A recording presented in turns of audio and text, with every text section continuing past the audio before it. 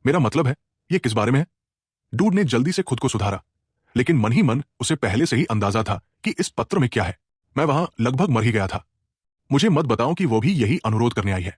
एलिया के दृष्टिकोण पर स्विच करते हुए उसने ज्यादा कुछ समझाने की जहमत नहीं उठाई। इसके बजाय एक चंचल मुस्कान के साथ उसने कहा, तुम्हें क्या लगता है? सरप्राइज। मैंने उस सिमुलेटेड युद्ध में ही ये तय कर लिया था। मुझे भागना पड़ा, और ये सब छात्र परिषद की अध्यक्ष द्वारा बनाए गए नियमों की वजह से है। लेकिन जल्दी करो और इसे पढ़ो। ये कहते हुए जीवंत नायिका तुरंत वहां से भाग गई, डूड को हैरान खड़ा छोड़कर। अंत में वो केवल हताशा में अपना सिर पकड़ सकता था और पत्र की जांच करने के लिए अपने कमरे में लौट आया। इस दुनिया में इतने अजीब लोग क्यों हैं? ये क्या हो सकता है? क्या ये एक और साथी अनुरोध हो सकता है? अगर ये एलिया से है तो ये किसी तरह की चुनौती भी हो सकती है, लेकिन उसने कहा था कि ये एक सरप्राइज है। तो मैं बर्बाद हो गया। ये नायक के लिए साथी अनुरोधों का अंतिम बॉस था। मूल कहानी में ऐसा नहीं होना चाहिए था, है ना? क्या वे मुझे कोई आसान विकल्प नहीं दे सकते थे? अगर उसने एल्नोर को चुना तो उसे नायक द्वारा खलनायक के रूप में देखा जाएगा, लेकिन अगर उसने एलिया को चुना तो वो अंतिम बॉस को अपना दुश्मन बना लेगा, और शायद उस प्राथमिकता सूची या जो कुछ भी है उसकी वजह से मर भी सकता है। और अगर उसने दोनों को ठुकरा दिया, मुझे अब और नहीं पता कि क्या करना है। ये सब इसलिए हो रहा था क्योंकि दोनों अभी भी रुचि के चरण में थी। ये एक बहुत बड़ी समस्या थी। क्या मुझे दोनों को स्वीकार कर लेना चाहिए? जितना डूड इस बारे में सोचता था, उतना ही उसे लगता था कि अगर उसने एक को चुना और दूसरे को छोड़ दिया तो ये ऐसा होगा जैसे मौत खुद उसकी ओर हाथ हिला रही हो। समय जल्दी बीता और नए छात्रों के स्वागत भोज का दिन आखिरकार आ गया। दृश्य परिवर्तन। एक शानदार और विलासिता से भरे भव्य हॉल में स्थल पहले से ही अनगिनत छात्रों से खचाखच भरा हुआ था। भीड़ में से कुछ बिखरी हुई आवाजें सुनाई दे रही थी। अरे, क्या तुम क्लास के छात्र नहीं हो? तुम क्लास अ में हो? प्रोफेसर, वे यहां सभा में है। एलिया, जो अब बिल्कुल आकर्षक लग रही थी, ने अपना हाथ उठाया और खुद को पंखा करने लगी। हॉल में गर्मी को दूर करने की कोशिश करते हुए उसने एक आह भरी और बुदबुदाया, फ्यू, इतने सारे लोग। ये जगह तो सचमुच एक स्वर बाड़े जैसी हो गई है। फिर अपने बगल में खड़े नायक की ओर देखते हुए उसने जोड़ा, फिर भी मेरे साथ आने के लिए शुक्रिया। उसके बगल में खड़ा डूड, जिसके बाल सलीके से बंटे हुए थे और चेहरा ठंडा भाव लिए था, ने बस इतना कहा, हाँ। दृश्य परिवर्तन। एक निश्चित फव्वारे पर वहां एक दूसरा डूड बैठा था, जिसका हेयर स्टाइल अलग था। इस स्थिति को समझाने के लिए एलिया के साथ मौजूद डूड वास्तव में सिर्फ एक क्लोन था, एक डोपलगेंगर जिसे नायक ने अभी अभी बनाया था। ये एक क्लोन प्रोजेक्शन था जिसे डूड ने एक 0.00000 पॉइंट्स खर्च करके पॉइंट शॉप से खरीदा था। इस क्षमता ने उसे अपनी एक प्रति बनाने की अनुमति दी, जिसमें मूल की सभी लाभकारी विशेषताएं क्लोन पर भी लागू होती थी। उसी समय सिस्टम ने उसे एक इवेंट नोटिफिकेशन भेजा, डबल डेट। आपने दोनों के साथ डेट पर जाने का फैसला किया है। कितना शानदार! लेकिन सुनिश्चित करें कि इवेंट खत्म होने तक आपको पकड़ा न जाए। अगर आप असफल हुए तो दंड होंगे। अपनी सिस्टम स्क्रीन को देखते हुए डूड ने एक गहरी आह भरी। मैंने अपने सारे पॉइंट्स इस पर खर्च कर दिए। भले ही ये सिर्फ एक क्लोन है, ये काम कर जाना चाहिए, लेकिन इस अतिरिक्त मदद के बावजूद ये योजना अभी भी बुरी तरह विफल हो सकती है। अगर कोई मुझे और मेरे क्लोन को एक ही जगह देख लेता है तो मैं खत्म हो गया। मुझे इसका व्यक्तित्व मोड़ ठंडा और रहस्यमयी सज्जन के रूप में सेट करना चाहिए, ताकि बातचीत कम से कम हो। जैसे ही डूड अपनी योजना को अंतिम रूप दे रहा था, अचानक पास से एक गहरी जंगली गुर्राहट गूंजी। एक जंगली जानवर लोहे के पिंजरे में बंद था, जो बेतहाशा छटपटा रहा था।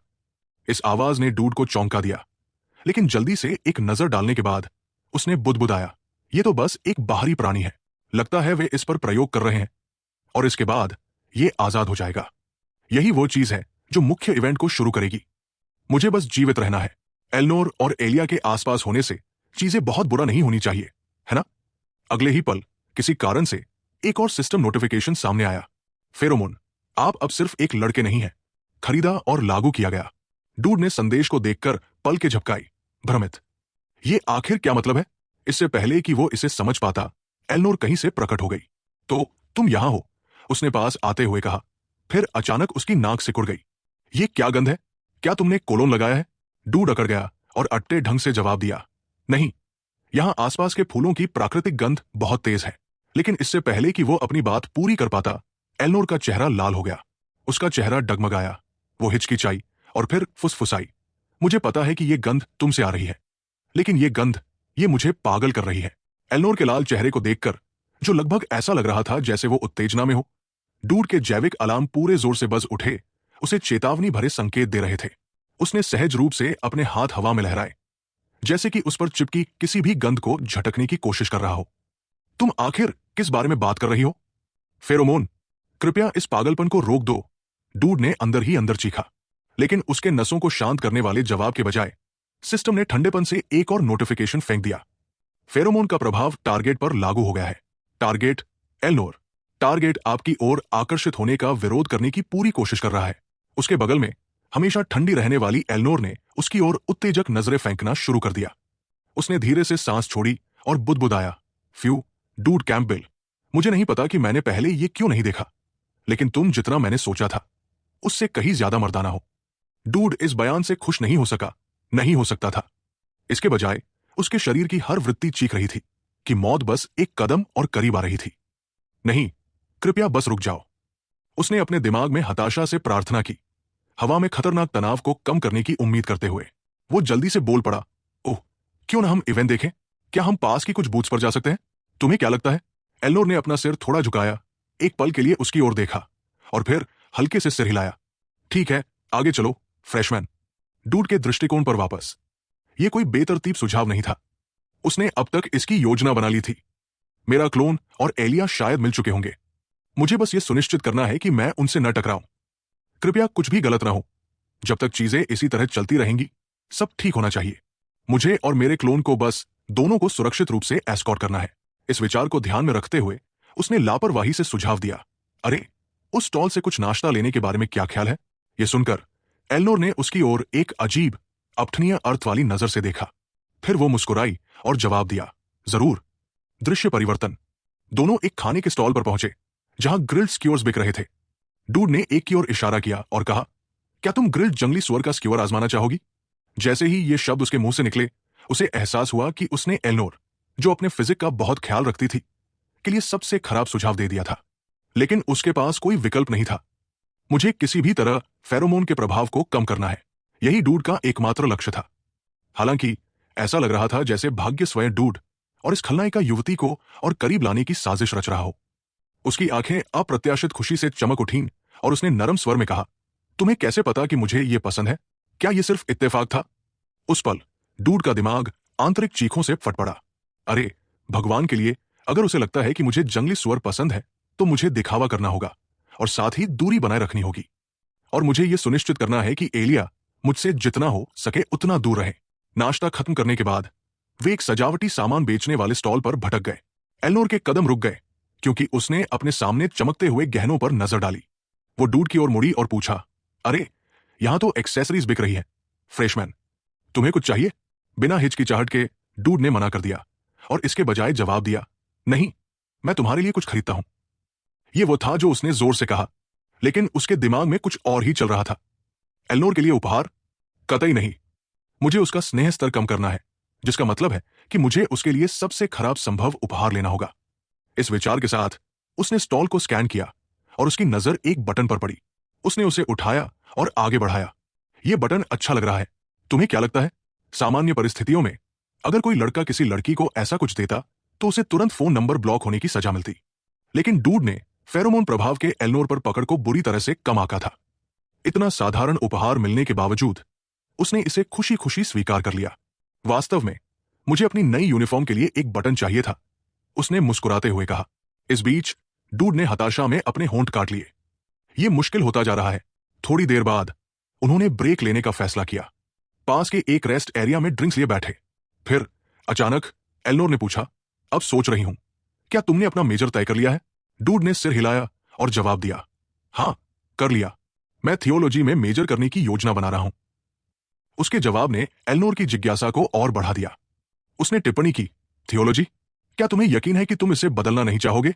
तुम्हारी प्रतिभा के साथ नाइट विभाग में न जाना बर्बादी होगी। डूड ने सिर हिलाया, नहीं, थियोलॉजी विभाग में कुछ ऐसा है जो मैं सीखना चाहता हूं। अंदर ही अंदर वो सोच रहा था, मैंने इस रास्ते को एक कारण से चुना। मेरी जीवित रहने की संभावना पवित्र कन्या के पतन पर निर्भर करती है। ये उस अंत को हासिल करने के लिए महत्वपूर्ण है जिसकी मुझे जरूरत है। वो इवेंट जो भविष्य में गुप्त संगठन के साथ होगा। इस आर्क का बॉस पवित्र कलाओं के खिलाफ एक विशेष कमजोरी रखता है। दूसरी ओर एल्नोर की जिज्ञासा और गहरी हो गई।